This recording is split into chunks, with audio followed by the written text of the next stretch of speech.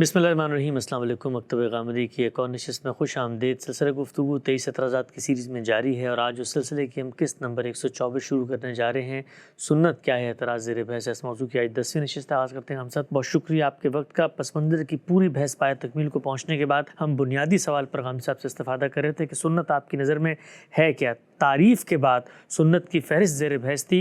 वो नक्शा क्या है, वो तादाद क्या है, वो कौन कौन से आमाल हैं जिनको हम सुन्नत कहेंगे। गामदी साहब, इबादात, माशरत और खुरोनोश के तहत जो जो सुनन आती हैं उसको आपने बिलतरतीब बयान किया। मैं चाहता हूँ सिलसिला गुफ्तगू को वहीं से जोड़ें जहाँ पर रुका था कि इसके बाद आपने फरमाया था कि रसूम व आदाब के बाब में भी अल्लाह के पैगम्बर ने सुन्नतों को जारी फरमाया। कौन कौन सी सुन्नतें? इससे पहले कि मैं रसूम व आदाब का बाब आपके सामने पेश करूं, एक वजाहत ज़रूरी है। याद होगा कि माशरत के बाब में हमने निकाह और तलाक़ का ज़िक्र किया था। ये वो जगह है जहाँ मैंने निकाह और तलाक़ और उनके मुतल्लक़ात के अल्फाज लिखे हैं। ये क्यों लिखे गए हैं? इसलिए लिखे गए हैं कि निकाह को एक उन्वान के तौर पर यहाँ बयान कर दिया गया है। इसके तहत बहुत सी चीज़ें हैं जो दीन की हैसियत से हमेशा मानी जाती रही हैं। उसकी एक बड़ी नुमायाँ मिसाल मुहर्रमात है, यानी वो कौन से रिश्ते हैं जिनके साथ निकाह ममनू है। ये चीज़ भी ज़ाहिर है कि रिसालत बाब सल्लल्लाहु अलैहि वसल्लम से शुरू नहीं हुई। जब से दुनिया बनी है अल्लाह ताला ने ये हुर्मतें कायम की हैं और इनका लिहाज करके हमेशा निकाह का ताल्लुक़ कायम किया गया है। इनकी आगे फ़हरिस्त मैंने तरतीब दे दी है और कुरान मजीद की उन आयात की भी वजाहत कर दी है जिनमें ये हुर्मतें बयान हुई हैं।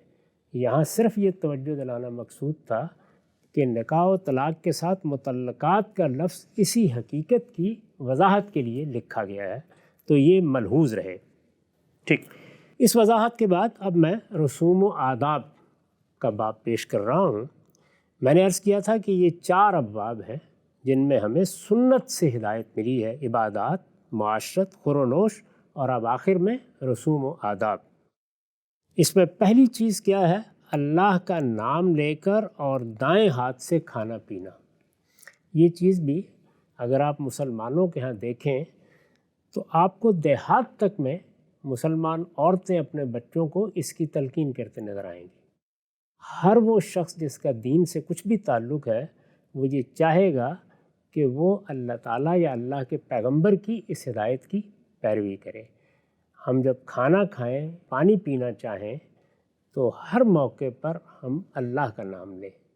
कहा जाता है बिस्मिल्लाह पढ़कर खाओ जी, बिस्मिल्लाह पढ़कर पियो। ये हमारे यहाँ की आम रवायत है। इस पर मुसलमानों के पूरे इल्म का इजमा है और मुसलमानों में मज़हब के साथ ताल्लुक़ रखने वाले लोगों की बहुत बड़ी अक्सरियत आपको इस पर अमल पैरा नज़र आएगी। यही वो चीज़ है जिसको हम इजमा और तवातुर कहते हैं। मुलाकात के मौके पर अस्सलामु अलैकुम और उसका जवाब, ये भी कोई ऐसी चीज़ नहीं है कि जो अजनबी हो। मुसलमानों के यहाँ भी यही रवायत है, यहूद के यहाँ भी यही रवायत है और इससे पहले अरबों के यहाँ भी यही तरीका था। इस तरह की कोई चीज़ आपको नहीं मिलेगी कि रिसालत माब सल्लल्लाहु अलैहि वसल्लम ने किसी मौके पर इसको जारी फरमाया। जो कुछ पीछे से चला आ रहा था उसी की तस्वीर फरमा दी। और मुसलमान आम तौर पर जब एक दूसरे से मिलते थे तो पहले भी अस्सलामु अलैकुम कहते थे, बाद में भी यही चीज़ इसी तरीके से इख्तियार कर ली गई। कुरान मजीद का अगर आप मुताला करें तो वो इसकी तारीख़ की तरफ भी इशारात करेगा, यानी अंबिया के बारे में बताएगा कि उनके साथ अल्लाह ताला ने जब कोई मामला किया, फरिश्ते भेजे तो यही सलाम व प्याम हुआ। इसी तरीके से सलामती भेजी गई। अस्सलामु अलैकुम क्या है? सलामती की दुआ है और सलामती की दुआ करके हम एक दूसरे के साथ मुलाकात की इब्तिदा करते हैं। ये अंबिया अलैहिमुस्सलाम का कायम करदा शिआर है। दुनिया में तमाम कौमें जब एक दूसरे से मिलती हैं तो वो कुछ ना कुछ अल्फाज बोलते हैं, यानी वो ज़ाहिर है कि तहनीत के अल्फाज भी होते हैं, तबरीक के अल्फाज भी होते हैं, मोहब्बत के इजहार के मुख्तलिफ़ असालीब भी होते हैं। उनमें एक बड़ी चीज़ ये भी है कि एक दूसरे को दुआ दी जाए।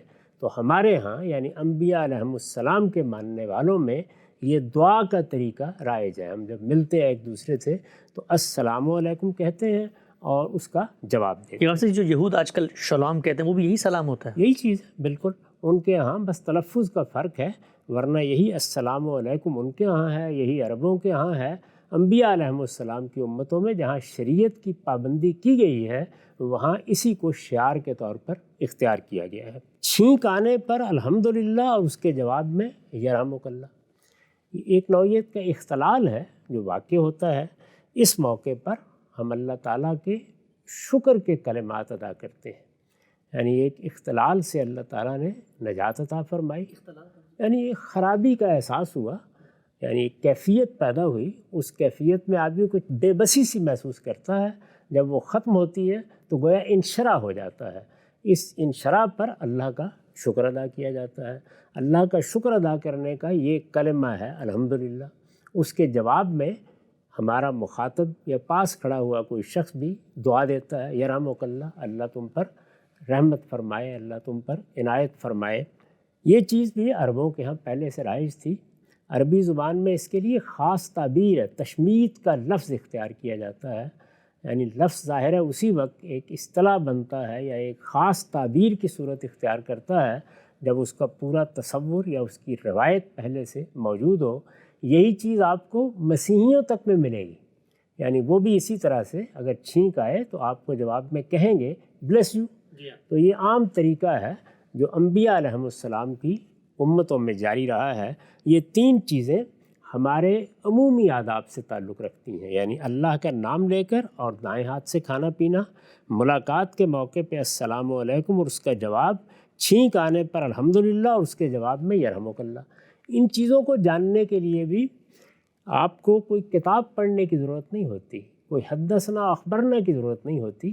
مسلمانوں کے ہیں یہ چیزیں رائج ہیں، مسلمانوں کے علماء اس کی تلقین کر رہے ہوں گے، مسلمانوں کے ہاں بڑے بزرگ یہی بات سکھا رہے ہوں گے، بتا رہے ہوں گے، مائیں اسی طرح سے باپ بچوں کو اس کی تعلیم دے رہے ہوں گے، الا یہ کہ کسی جگہ پر مذہبی روایت یا مذہبی شعار سے بے اعتنائی پیدا ہو گئی ہو، ورنہ بالعموم یہ چیزیں آپ کو مسلمانوں کی بستیوں میں، مسلمانوں کی تہذیبی روایات میں اسی طرح نظر آئیں گی۔ ہم کسی دوسرے سے ملیں گے تو السلام علیکم کہیں گے، اور اگر ہمارے اندر مذہبی شعور پختہ تر ہے تو جیسے ہی کسی کو چھینک آئے گی تو الحمدللہ کہے گا، اور ہم جواب میں یرحمک اللہ کہیں گے۔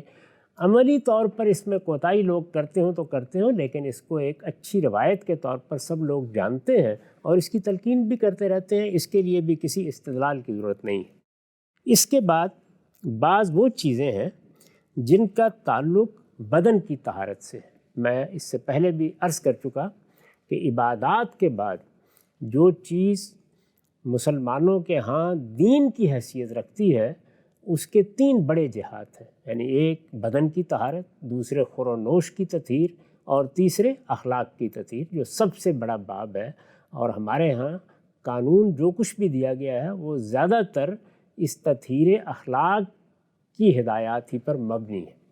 یہاں بدن کی طہارت سے متعلق بعض چیزوں کو سنت کے طور پر جاری کیا گیا ہے۔ ان میں سے پہلی چیز کیا ہے؟ مونچھیں پست رکھنا، زیر ناف کے بال کاٹنا، بغل کے بال صاف کرنا، بڑے ہوئے ناخن کاٹنا، لڑکوں کا ختنہ کرنا، ناک، منہ اور دانتوں کی صفائی، جس کو مزمزہ، استنشاق اور سواک سے تعبیر کیا جاتا ہے، اور پھر استنجا۔ یہ جتنی چیزیں ہیں اس کے بارے میں بھی غور کر لیجئے کہ ان میں سے کوئی چیز بھی تمدن میں کسی تغیر سے متعلق نہیں کی جا سکتی، یعنی انسان جیسا کچھ اللہ تعالیٰ نے پیدا کیا ہے وہ ان تمام چیزوں کے ساتھ ہی پیدا ہوا ہے، اور اگر اس کو طہارت کے بارے میں کوئی چیز سکھائی جائے گی یا تطہیر بدن کے کوئی آداب اس کے لیے مقرر کیے جائیں گے تو یہ چیزیں پہلے دن اس کو سکھائی جانی چاہیے۔ عربوں کی روایت میں ہم شاہ ولی اللہ کے بارے میں دیکھ چکے ہیں کہ انہوں نے حجت اللہ البالغہ میں ان سب چیزوں کو بیان کیا ہے کہ وہ ان کے ہاں موجود تھیں، وہ اہتمام کرتے تھے اور ان سب چیزوں کو اپنی خاص چیزیں سمجھتے تھے۔ یہ سب باتیں شاہ ولی اللہ نے حجت اللہ البالغہ میں بیان کر دی ہیں، جس کے اقتباسات میں اس سے پہلے سنا چکا ہوں۔ یہ میں آپ کے سامنے المفصل فی تاریخ العرب قبل الاسلام کا ایک اقتباس رکھ رہا ہوں، جس میں وہ انہی چیزوں کے بارے میں یہ بیان کرتے ہیں کہ عربوں میں یہ کس طریقے سے رائج رہی ہیں۔ وہ لکھتے ہیں کہ ان العرب کانت دون من سواہم من الامم تصنع عشرۃ اشیاء، یعنی دنیا کی دوسری قوموں سے الگ عرب 10 چیزوں کا اہتمام کرتے تھے۔ تصنع عشرۃ اشیاء، 10 چیزوں کا اہتمام کرتے تھے۔ منہا فر راس خمسہ، ان میں 5 وہ ہیں جن کا تعلق سر سے ہے۔ وہ کیا ہیں؟ وہیل مزمتہ والاستنشاق، یعنی یہ ناک میں پانی ڈالنا، کلی کرنا، والسواک والفرق، مانگ نکالنا، وقص الشارب، اور مونچھیں پس رکھنا۔ پھر کہتے ہیں وفی الجسد خمسہ، اسی طرح جسم میں بھی 5 ہی چیزیں تھیں۔ حیا الختانہ، ختنہ کرنا، وحلق العانہ، زیر ناف کے بال کاٹنا، ونتف الابطین، بغلوں کے بال صاف کرنا، وتکلیم الاظفار، ناخن کاٹنا، والاستنجا، اور استنجا کرنا۔ تمام عرب ان کا اہتمام کرتے تھے۔ ضروری نہیں ہے جس طرح اب ہم دیکھتے ہیں کہ بہت سی دین کی چیزیں ایسی ہیں جن کے معاملے میں بے اعتنائی پیدا ہو جاتی ہے، یا لوگ اس طرح اس کے بارے میں متنبہ نہیں رہتے یا اس میں غفلت برتتے ہیں، تو ان کے ہاں بھی یہ چیز ہوگی۔ لیکن یہ چیز واضح ہے کہ ان کے ہاں یہ چیزیں معلوم و معروف تھیں، وہ جانتے تھے کہ یہ ان کے ہاں کی روایت ہے، اور یہ روایت اگر ان کے ہاں قائم ہوئی تو ظاہر ہے کہ اسماعیل علیہ السلام کی تعلیمات سے قائم ہوئی۔ اس کو شاہ ولی اللہ نے بھی خصال الفطرہ کے عنوان سے بیان کر دیا تھا۔ روایت میں بھی اگر آپ دیکھیں گے تو اسی طریقے سے ان کا ذکر ہوتا ہے کہ یہ تو فطرت کی چیزیں ہیں جو ہر شخص کو اختیار کرنی ہی چاہیے۔ اس کے بعد کیا ہے؟ حیض و نفاس کے بعد غسل، یعنی جب اس طرح کی ایک نجاست لاحق ہو جاتی ہے تو پھر نماز پڑھنے سے پہلے غسل کر کے طہارت حاصل کرنی چاہیے۔ غسل جنابت، عام حالات میں تو ہم وضو کرتے ہیں، لیکن جنابت لاحق ہو جائے تو پھر غسل کرنا ضروری قرار دیا گیا ہے، اس کے بغیر نماز نہیں پڑھی جا سکتی۔ میت کا غسل، یعنی جب ہمارے ہاں کوئی شخص دنیا سے رخصت ہو جاتا ہے تو ہم اس کو غسل دیتے ہیں، یعنی اس کے جسم کو پوری طرح پاک کرتے ہیں، غسل دیتے ہیں، اس کے بعد اس کو سپرد خاک کرتے ہیں، تجہیز و تکفین۔ اور پھر یہ نہیں ہے کہ برہنہ کہیں جا کے ڈال دیا، بلکہ اس کو باقاعدہ ایک لباس پہناتے ہیں جس کو ہمارے ہاں کفن سے تعبیر کیا جاتا ہے۔ اس کے لیے جامع تعبیر ہے، اس کو تیار کرنا، کچھ خوشبو لگاتے ہیں، اسی طرح کفن پہناتے ہیں، تجہیز و تکفین۔ پھر تدفین ہوتی ہے، یعنی طریقہ یہ نہیں ہے کہ اب جلا دیا جائے یا کہیں پھینک دیا جائے یا پرندوں کے آگے ڈال دیا جائے، بلکہ ہم زمین میں دفن کرتے ہیں۔ آخری 2 چیزیں عید الفطر اور عید الاضحیٰ ہے، ان کے بارے میں ہم تفصیل کے ساتھ پہلے ہی گفتگو کر چکے ہیں، اور میں بتا چکا ہوں کہ ان کی ابتدا رسالت مآب صلی اللہ علیہ وسلم سے ہوئی، اور یہ جس پس منظر میں ہوئی وہ اس سے پہلے تعریف پر گفتگو کرتے ہوئے زیر بحث آ چکا ہے۔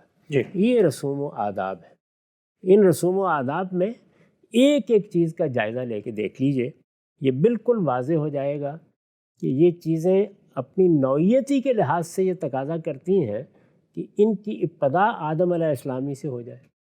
یعنی یہ چیزیں ہی ایسی ہیں کہ جن کے بارے میں آپ یہ نہیں کہہ سکتے کہ تمدن کی تبدیلیوں کے ساتھ کہیں یہ چیزیں لوگوں نے سیکھ لی ہوں گی۔ پہلے دن ہی ان کو سیکھنی چاہیے، اور اگر اللہ تعالیٰ نے اس کا تقاضا کیا ہے تو پہلے دن ہی ان کو سکھائی جانی چاہیے۔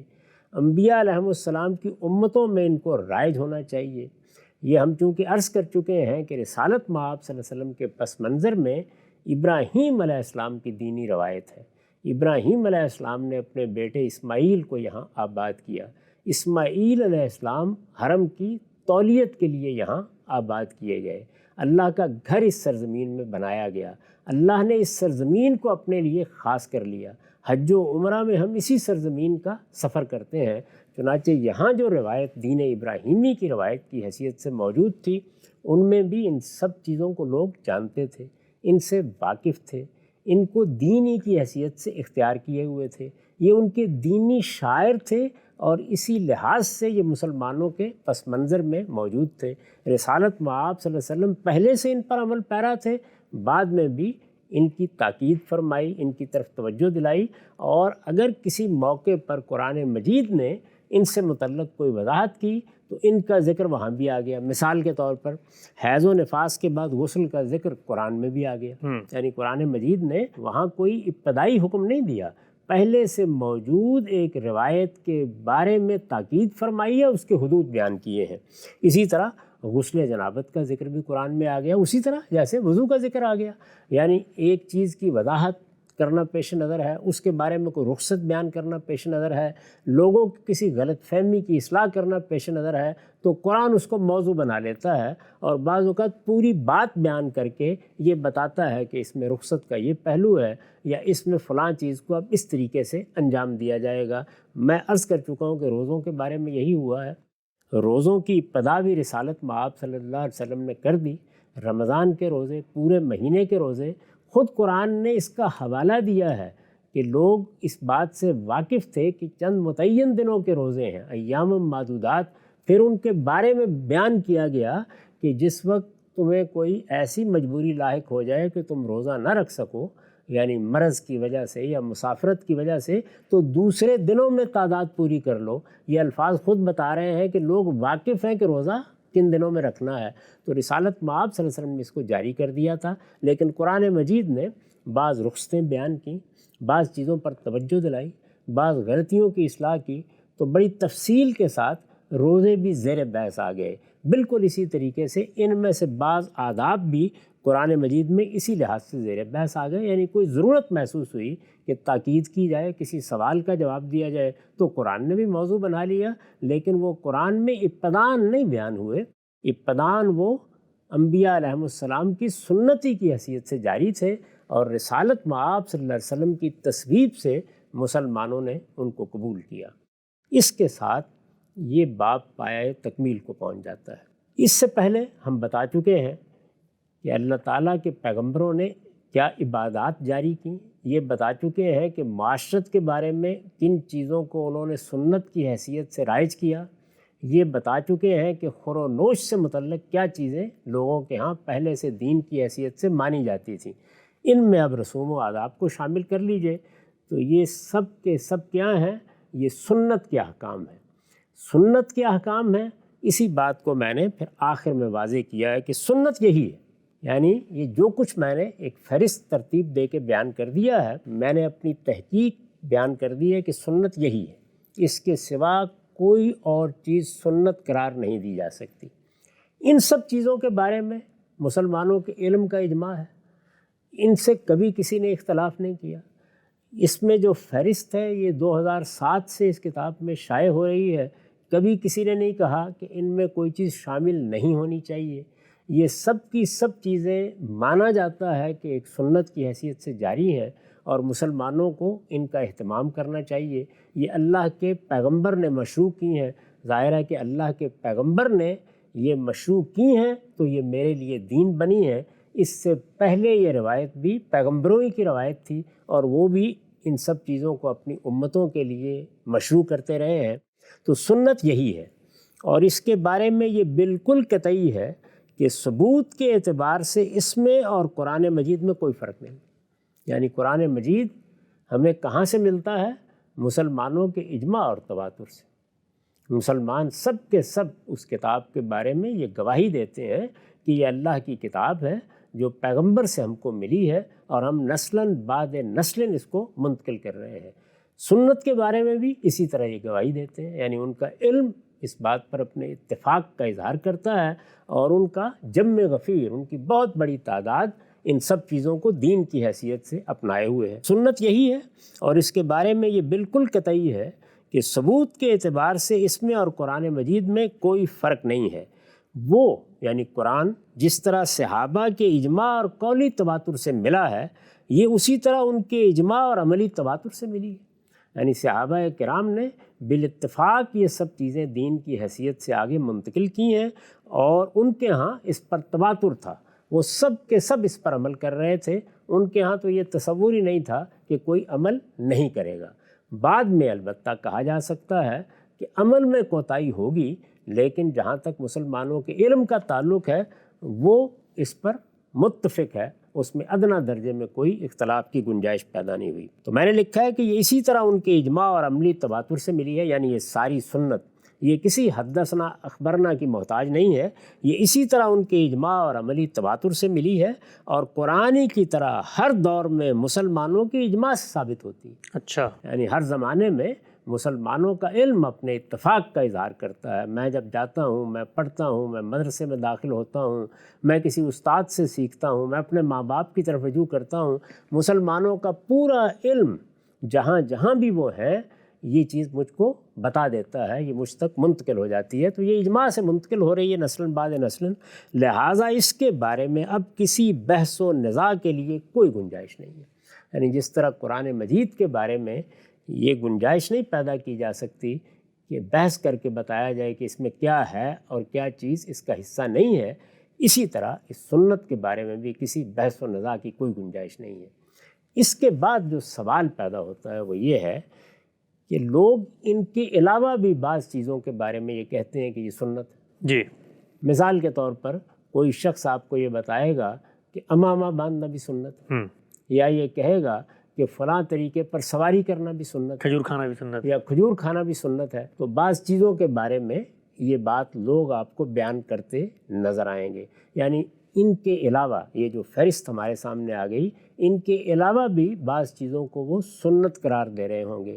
ان میں ہو سکتا ہے کہ بعض اہل علم بھی کسی موقع پر یہی تعبیر اختیار کریں، یعنی ان چیزوں کے بارے میں یا ان کے علاوہ کسی اور چیز کے بارے میں کہ یہ بھی سنت ہے۔ اسی طرح سے یہ دیکھا ہوگا آپ نے کہ نماز کی بعض نفل صورتیں ہیں جن کے بارے میں کہہ دیا جاتا ہے کہ یہ سنت ہے، فجر کی 2 یعنی سنت، ہم فجر کی 2 سنت ادا کر رہے ہیں یا ہم مغرب کی 2 سنت ادا کر رہے ہیں، تو یہ تعبیریں آپ کو عام طور پر ملتی ہیں۔ جی، ظاہر ہے کہ یہ اب وہ اختلاف کا معاملہ ہے، میں نے ان میں سے کسی چیز کو یہاں شامل نہیں کیا۔ کیوں شامل نہیں کیا؟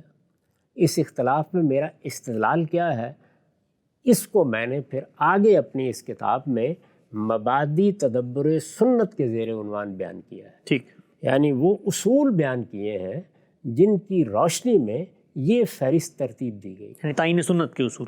تعین سنت کے اصول، یعنی سنت کو کیسے متعین کیا جائے گا، کیسے ہم یہ کہیں گے کہ کھجور کھانا سنت نہیں ہے لیکن یہ سب سنن ہے۔ یہ ایک بحث ہے، جی، ظاہر ہے کہ اس بحث کے لیے کوئی اصول متعین ہونے چاہیے۔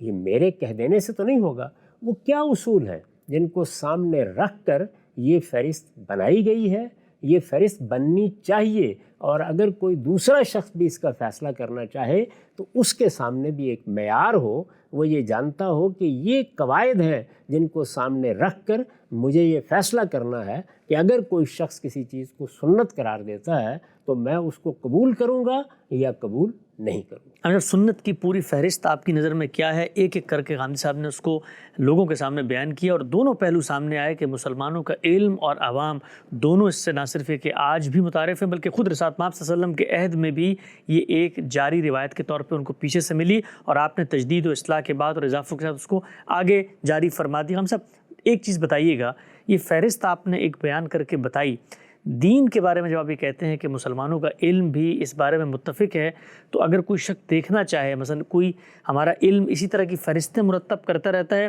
اور علم کے بارے میں تو بالعموم یہ کہا جاتا ہے نا کہ اس میں بڑے اختلافات ہیں، خود فقہی مسالک ہیں، تو کیا اس معاملے میں سب کے سب متفق نظر آتے ہیں؟ یہ بات کہ یہ چیزیں ایک سنت کی حیثیت سے جاری کی گئی ہیں، یہ مشروع ہیں، ان کو اللہ کے پیغمبر نے جاری کیا ہے، ان کو مسلمانوں کو اختیار کرنا ہے، اس میں کبھی کوئی اختلاف نہیں ہوا۔ میں نے عرض کیا ہے کہ اس فہرست میں کوئی چیز نکال دی جائے یہ زیر بحث نہیں ہے، اس کو تو سب تسلیم کرتے ہیں۔